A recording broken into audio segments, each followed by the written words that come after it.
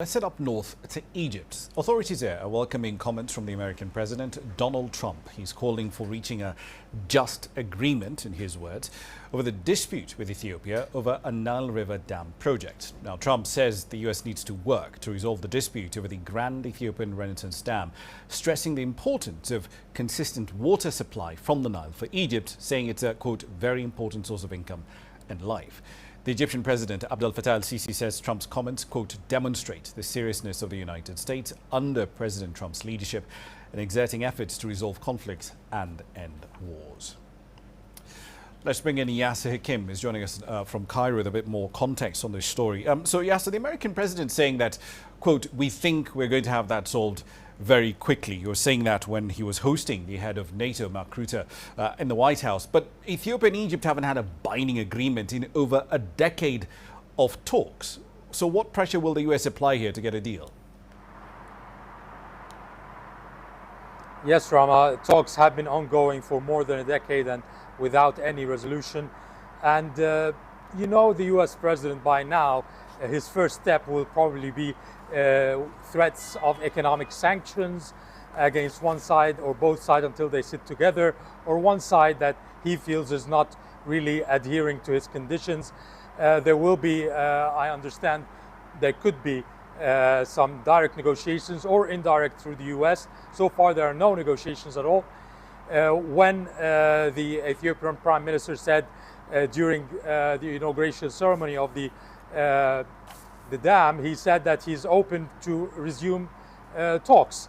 But the Egyptian Prime Minister responded by saying that to resume talks, there are certain conditions, and we need these conditions to be written down, an agreement before sitting together to talk again. Now, you have to remember that the US president has actually been involved in mediation efforts before, during his first term. And it went as far as they agreed on everything, and that was the day to sign the documents from both sides, Egypt and Ethiopia, and the Ethiopian officials did not show up that day, and he was very furious. And if you look back, he even said in a phone call and statements live that he gives Egypt the right to defend itself. So in a manner, he was sort of saying that Egypt can take any kind of action, even military action, and he approves that. But obviously, in response, the Egyptian president said the only way this can be solved is through peaceful means. So he has some experience with dealing with the negotiations on the Renaissance Dam before, during his first term. So I guess he will try to find a new way to address this issue, a new way to attack the talks, to put pressure on both sides in a way that it will be more effective this time than last time. So far, we haven't seen, at least in the last 3 years or so, when Ethiopia has been trying to fill up the reservoir behind the dam, we haven't seen an enormous drop in water supply to Egypt at the moment. Is a key concern here, especially among the authorities in Cairo, a hypothetical scenario and what would happen if there's a crazy drought, and how then water can be released or will be released from the reservoir? Yeah, this is the whole point. I mean, you said not a big amount or not a large amount. Egypt needs every amount, every drop. If you know, the water poverty level is 1,000 cubic meters per person per year. Egypt is 540, half of the level for poverty, water poverty. So it's extremely poor in water resources, and it cannot afford to lose any kind of water, not just large amounts.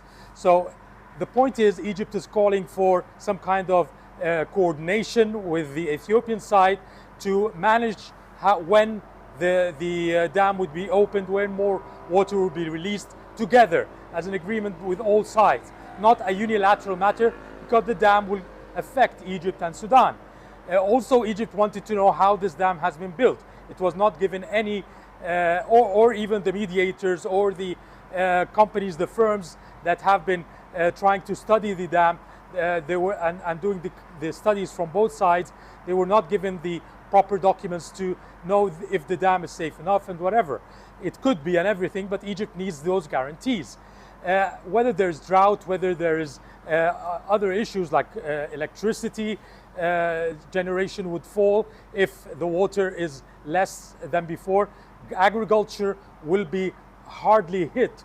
And agriculture is a major source of currency for Egypt, and also a major source of income for Egyptians. It will be hit if there is also any kind of water out of the dam that has been blocked from the dam, or for any reason for drought. So what Egypt is wanting is an operation where the three sides are operating the dam, or at least trying to see how the dam is operating on a long scale, not just the 3 years when it's been filled. We're talking now of tens and hundreds of years later. How will this dam be operating, and who will say when water will be released and when water will not be released?